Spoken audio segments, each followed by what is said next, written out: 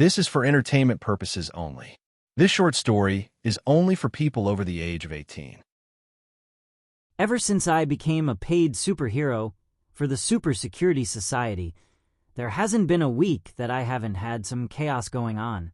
I put on my costume. I patrol Capital City. I help stop everything from minor crimes to taking on supervillains. It doesn't stop. It doesn't end. It is not always pretty. Last week was one of those not pretty times. When I was asked to write a chapter for this book about working superheroes, I asked what they wanted. Did it have to be PG, or could I tell the truth? That was when I was told, just say what happened. Give as much detail as I wanted.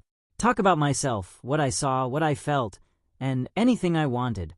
I'm not a very good wordsmith, but I can tell you what happened. This isn't the worst thing that has ever happened to me. Missing 2 fingers on my left hand would fall in that category, but last week is typical for what happens to those of us in super security. My real name is Samuel Falk. Falk means falcon, which fits pretty well with my superpower. I can make things fly. A speed of 50 kilometers per hour is like walking, and any faster takes more energy. Flying things takes more energy too. I can do other things, but that's the big one. I can make myself fly, and anything I touch something, including myself, I can put a field around it, and that field is protective against things like bullets and knives. Fire can get through, or at least the heat can. When I touch something mechanical, I can also sense all the inner workings and know what's moving, what isn't, what's broken, what should be moving but isn't. I've moved a person's car out of a dangerous situation while fixing their transmission. My costume sucks with black and dark green, but at least I don't have a cape, and my mask is just a domino one around my eyes. My looks are blonde, buff, with a firm square jaw, with big shoulders and strong hands. I don't look so big out of my costume since I have protective padding on to keep me alive if I don't know some guy with a gun is behind me. My partner, because Super Security always pairs up their patrol heroes, is Marissa Pellegrino. She's a quick teleporter. When we're out on patrol, she'll port herself from one spot to another, about 20 to 40 meters at a time. She can port herself, or other things further, but it takes more energy. Her max range is about 100 meters, but 20 to 40 is enough for most things. A guy charging at you gets ported 20 meters off the ground. Pointed towards the ground, he's going to hit hard. Marissa has a size range of about anything the size of a school bus, and the larger something is, the more energy it takes to teleport it. She's also super sexy, Italian, with straight black hair, dark eyes, and a sharp jawline. When she's not working as a superhero, she's working out in the gym, giving her slim body tight, toned muscles. Her costume is gold and red. In the winter, she can cover herself from head to toe in thermals, and her costume looks fine. In the summer, like now, she can have a breastplate and tight shorts, so lots of skin shows. She's developed very prominent abdominal muscles, so her 8-pack shows, even when not flexing. I've known her to teleport air from the upper atmosphere down to herself, just to create a cool breeze. Her mask wraps around her head, so her forehead and eyes are covered with red and gold, and her hair is kept behind her head either as a ponytail or a long braid. Marissa and I are friends outside of work. I've helped her move out of her ex-boyfriend's place and into her new place. I've been in her bed, fully clothed and on top of the covers, but that's because I helped move it in, and Marissa didn't join me. Marissa refuses to date, go out with, or even kiss a coworker. I understand that. We've had to clean up the mess from partners at Super Security that became partners in bed and almost inevitably have a falling out. I get why Marissa didn't want to get naked with me. I'll admit she is closer than any girlfriend I've ever had. That's how I'm going to start this. Marissa and I were patrolling Capital City and having a very in-depth discussion on having a slushie or milkshake. Mind you, it was early evening and the heat of the city had just started to dissipate into the clear night sky. I was sweating in my costume, despite flying with my shields at minimum to get airflow through the vents of my costume. Marissa had her hair in a long braid in back, keeping her neck and back mostly exposed. We had landed on one of our usual spots, a roof of some building that had multiple businesses in it, but a great view of our part of the city. It's too hot to have something heavy, like a milkshake, I was saying, wiping sweat from my head. You had that iced coffee earlier. Was that too heavy? Marissa asked, looking over the edge of the building to down below. At the time, no. I said, thinking I'd pop up to the upper atmosphere, having to hold my breath due to lack of air up there, cool down for a second, and then come back to Marissa. I just want a mint chocolate milkshake. Marissa was saying. Nothing fancy, no whipped topping or shavings of chocolate on top. I just want cold and minty. Is that so wrong? Marissa looked before I heard the crunch of a foot behind us. Marissa has this extra power, which gives her half a second warning of something. That's how she can get away with wearing almost no armor. She instinctually knows when danger is coming at her, and that instinct would teleport her away. I've seen it. Wow. Do you two work for super security? A young man asked behind us. He looked young, but people with powers don't get their powers until their late teens or early 20s. The youngest I've ever heard someone get their powers was on their 18th birthday. The oldest I've heard someone get their powers was just before their 23rd birthday. I'm sure there's something there that explains who and how we get our powers, but I'm not smart enough to figure it out. That means this young man had to be at least 18. He was short, like he didn't get all his vitamins growing up, and thin, like he still wasn't getting all his vitamins. He had on a gray t-shirt with some cartoon character on it and baggy black shorts. His head was round, and his ears stuck out. He had a distinct overbite. He walked nervously from the roof access door, which I didn't hear open. My first thought was this guy was a fan of superheroes. I've been approached by more than one person that wanted to go all fanatic about who I was. It happens often outside of court, where people realize who I was that just testified to watching some guy commit double homicide in the act of a felony that involved superpowers. I stopped keeping all the phone numbers women have given me. Yes, we do. Marissa said with a grin. I'm Warp Witch and this is Mind Wing. What's your name? I don't have a good superhero name. The young man said, looking nervous. So far, the only name I could think up was Psygod. This was the only warning Marissa and I got. I was hit with a mind blast in less than the blink of an eye. Marissa didn't even have time to port away. That blast hit my brain and pushed out all thoughts that were not for Psygod. To me, in an instant, this young man was no longer a man, but God himself. Not even in a religious sense, but in that I was nothing before him. I was not even the dirt under his shoes. He was so magnificent, so awe-inspiring, so dominating that he was even more important than the creator of all things. Psygod was more important than my next breath, my next heartbeat, my next thought. He was all. Psygod was my God, and I was nothing but an obedient servant of his every desire. Marissa and I dropped to our knees to worship our new God. Cool. Psygod said as I humbled myself before him. I even have power over superheroes. I am going to have so much fun. Wing, whatever the fuck your name was, stand up. I jumped to my feet. I didn't just want to please my God, but I wanted him to never have an excuse to be angry with me. I felt this pounding in my heart of complete servitude to him. I was to serve and nothing else. If my God wanted me to stand up, then 20 tons on my shoulders wouldn't have stopped me. I have no use for you. Psygod said to my face. It was like my heart had been ripped out. My God had no use for me. I wanted to break down crying, but stopped myself. He wanted me to stand, and hadn't told me otherwise, so I didn't. Fucking jocks like you have been making fun of me my entire life.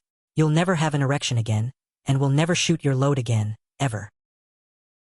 If you've ever had a girl you had a crush on refuse you, but still talk to you, that feeling was just a sliver of what it felt like with Saigad.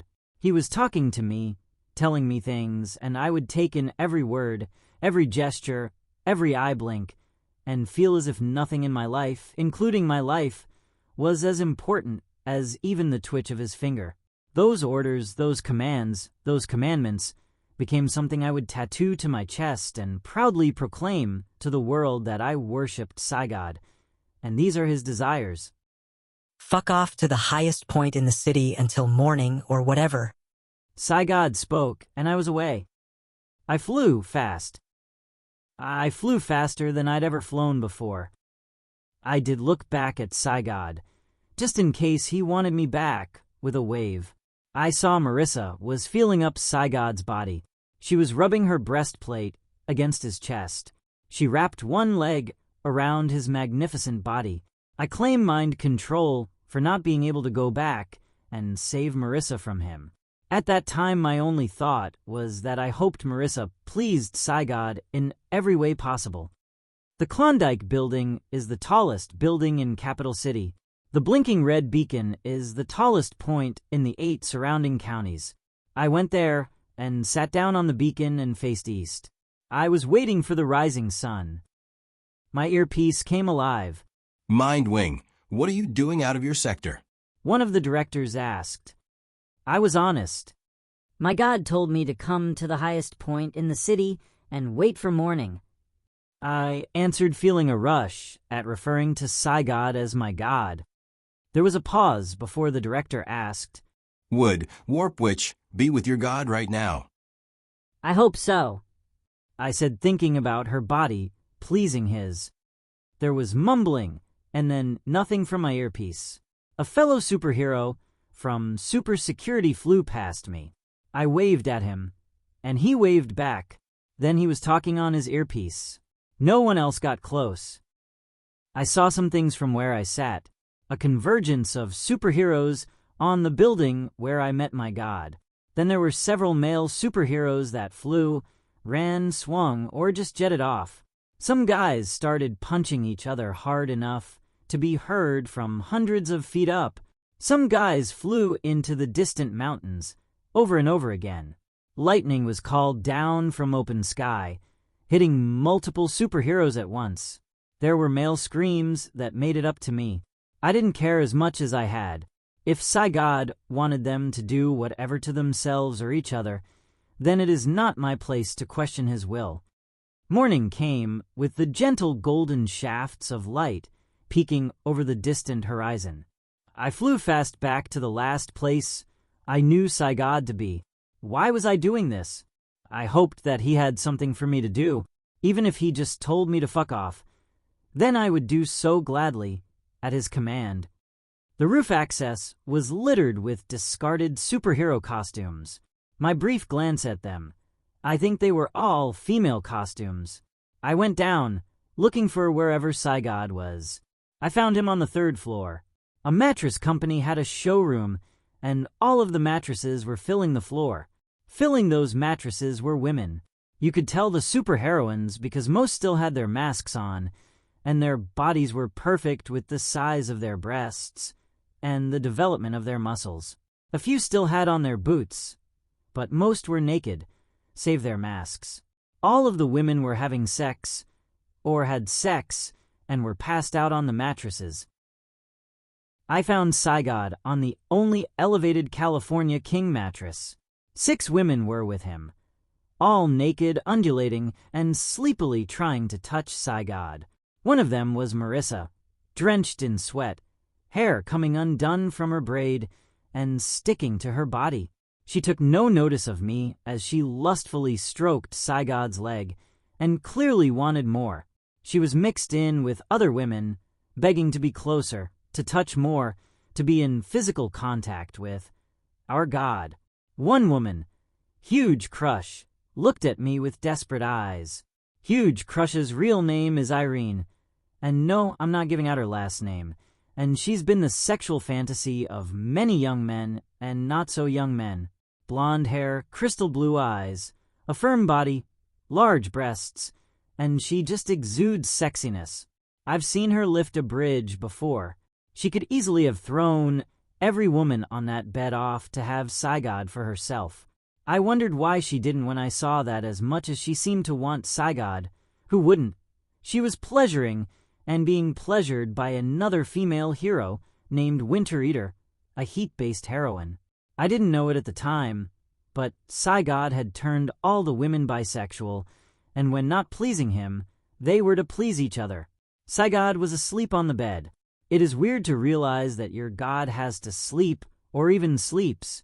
It seems so human to need to sleep. Saigod had his head cradled between the large, soft breasts of two extremely well-endowed superheroes. They didn't move as their desperate eyes were glued to Saigod, ever aware of his slightest desire. From behind me, I heard, "Apology me, Samuel." I knew who it was just by the tone, but his poor use of apology over excuse meant it had to be Thorn. Thorn is an alien, as in from another world alien. I can forgive him for using the wrong word, since he's trying, and doing a hell of a better job at assimilating to Earth than I ever would have on another planet. He was thin, like stick thin, with a large head and large black eyes and a small mouth. His skin was a grayish green that he'd started at least wearing clothes over. Thorn was from another planet that hunted his kind down. His race of people on his planet valued mental over physical strength. For Thorn, the ability to use one's mind is better than brute force. When Thorn escaped his world to Earth, he was welcomed by the heroes, which was an odd mix of mental and physical powers. But Thorn never says anything about that. Thorn and I have had long discussion about how certain things and situations have different names, and not all names are the same, but some are, and some are more than others. That is to say, Thorn and I have spent a lot of time together, and I like him, and I think he likes me. I wondered what Thorn thought about the fact that he was before the living god. Even as an alien, you'd think that floating a meter off the ground and coming up upon a sleeping god, Thorn would know that this person was more than just human. Thorn didn't seem to react as he'd passed over multiple naked women and went right up to Saigod. Thorn extended one of his 4 fingers and gently touched Saigod on the forehead. I was hit with another mind blast. This time it was like the backwash of a wave. All my original thoughts and feelings came back to my mind. All the love and adoration for Saigod was gone. This included the commands from Saigod that I had to follow. With all those naked and sexy women around, you can understand why I needed to have the inside of my suit cleaned, especially around the codpiece. Then the screaming started. Saigod, real name Spike Hawkins, was isolated on a man-made South Pacific island where there's no humans, only technology. The closest neighboring island is hundreds of miles away, and that is a man-made island with only humans and no technology. Thorn suppressed Spike's powers and is giving the young man therapy for his anger and women issues. Of the male heroes, I got off lightly. There was only one fatality, and despite our private feelings towards each other, it is always sad to see a hero lost too soon. Some men will require therapy, both physical and mental. Others, like me, walked away just fine. The women were a different story. Some of the women were fine with what happened and took their short tryst into lesbianism in stride. Some were already lesbians, and that helped. Some women, and these were the ones closest to Spike, or had spent a lot of time with him, like Marissa, had lasting effects. I know this for a fact. I visited Marissa 2 days after dealing with Saigod. Her townhouse was narrow, but serviceable with 2 bedrooms, but she only used one, and a garage out back. I think her kitchen could have used more light, but that's me. I had tried to talk to Marissa on the phone, but she'd been evasive and guarded. That being said, I showed up at her door, wearing my civilian clothes, holding a chocolate mint milkshake. Marissa opened the door, and she looked like she was in the middle of being quite ill with the flu. Her eyes had dark circles around them. She was clearly sweating a lot, since her sleeveless shirt was soaked with so much sweat. I could clearly see she wasn't wearing a bra. Her shorts were big, and would have been baggy if it wasn't obvious she had something on underneath them. She saw me, and dragged me inside by my t-shirt. Sam, She said, closing the door. what are you doing here? I'm here to check on you and see how you're doing. I said, and then offered up the insulated cup. Chocolate mint milk. I was cut off when Marissa forced her mouth on mine. It was a hot and heavy kiss that made me put the milkshake on a nearby table. Her mouth was all over mine, tongue too, and she was pushing her extremely hot body against mine. She used her teleporting powers to remove her top and mine, resulting in a very intimate skin-to-skin contact. I pushed her away, and only then realized my surroundings. It was frigidly cold in Marissa's place, despite her sweating like crazy. There were empty water bottles, filling her recycling bin, and all over her place.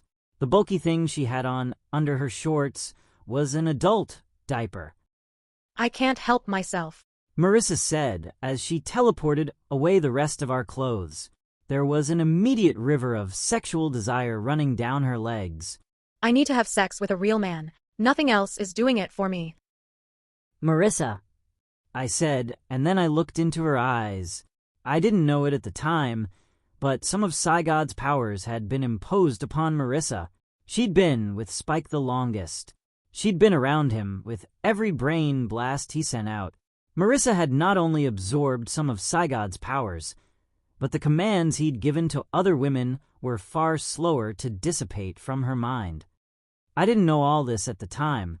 I did know that as I looked into those dark eyes of hers, I felt myself getting down on my knees. Marissa, such a beautiful and elegant name, was magnificent. She was more than that. She was stunning, the pinnacle of beauty, incomparable in her stature. She wasn't human anymore. She was a goddess, an idol, a deity. Marissa had become divinity in all things. I was enraptured by her. My only thoughts, only desires, was to please my goddess. She took full advantage of this fact.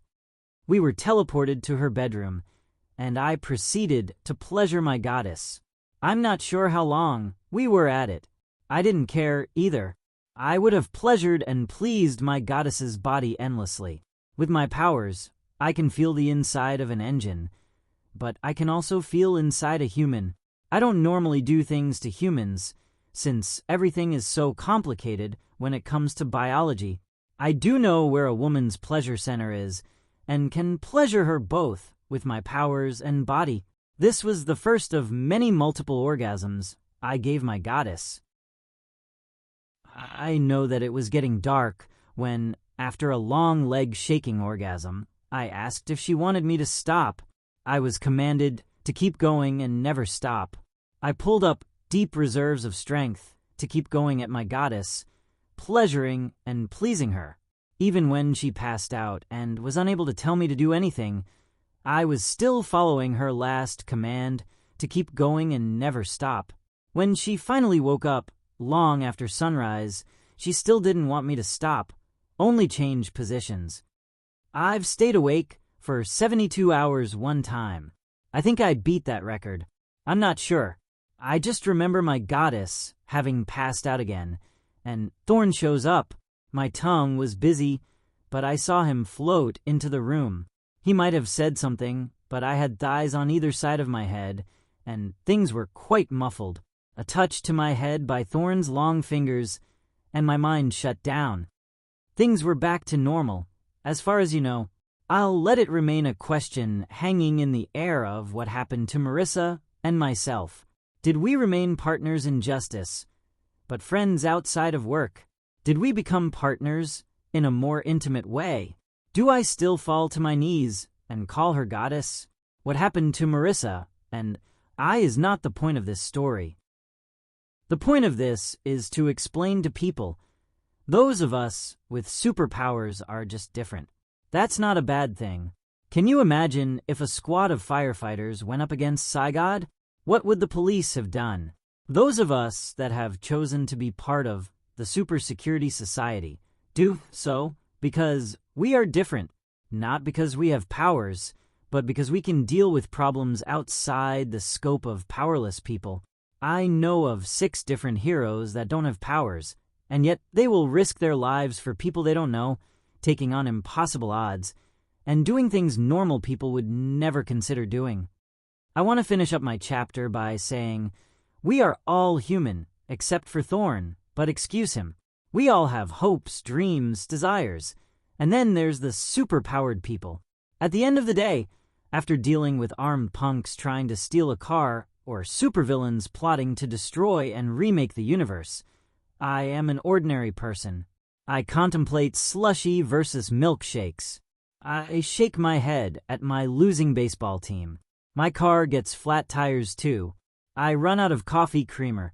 The difference between myself and normal people is I can fly to get more coffee creamer, but I'm also listening for anything where I can help. In the end, my role in this world is to try and bring order to chaos. That's it. That's who I am. The end. This was a work of fiction. Any similarity between people, living or dead, is purely coincidence. This scenario did not, or should not, have happened in real life. Thank you for listening.